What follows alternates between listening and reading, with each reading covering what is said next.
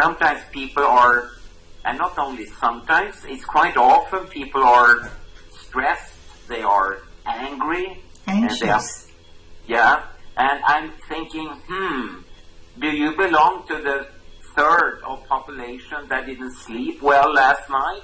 Is that why you are so agitated, angry, upset? So there has enormous repercussions on society, and I've forgotten, but I saw some calculation. I think it was from the US. They have calculated the loss in the workforce capability due to bad sleep. Yeah. And we're about, like billions of dollars. Yeah. So it's extremely expensive. And if the cell phones, Wi-Fi routers and other gadgets are causing this, well, not so good, I would say. Prof, can I tell you, I so love what you're saying, because I get to meet lots of people as well that complain about the following. They're not sleeping well, body aches and pains, the typical chronic fatigue, fibromyalgia type symptoms. And I would love to do research on fibromyalgia and see how many people improve if they remove EMF from the environment. Yeah. Because I am convinced that EMF is a contributing factor to chronic fatigue, fibromyalgia, poor sleep.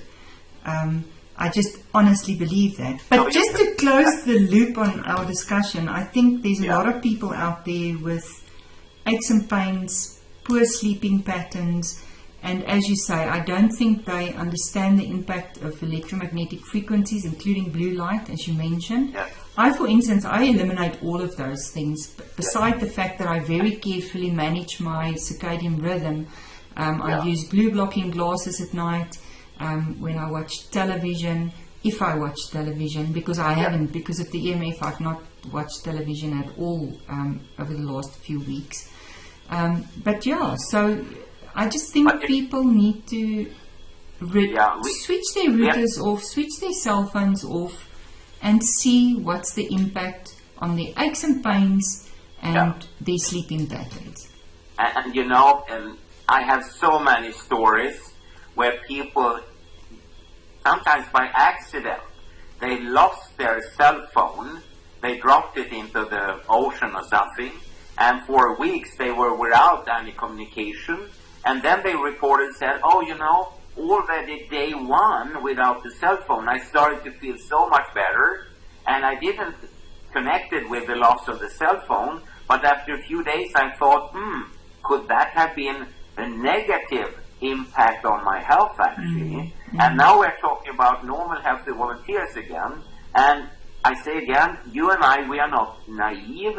We don't want to sort of propel forward hypotheses that are not correct at the very end of the day, and therefore we would love to be able to investigate these hypotheses to see which one of them are valid and which is not valid, and build from there. And I get stressed, I get stressed because it's so difficult to get the necessary funding, the necessary amount of money to do these kind of studies, but they are needed. Because at this time, when I look in a daily newspaper in Sweden, it's always about that people sleep badly and they have problems at the work and in school, etc., etc.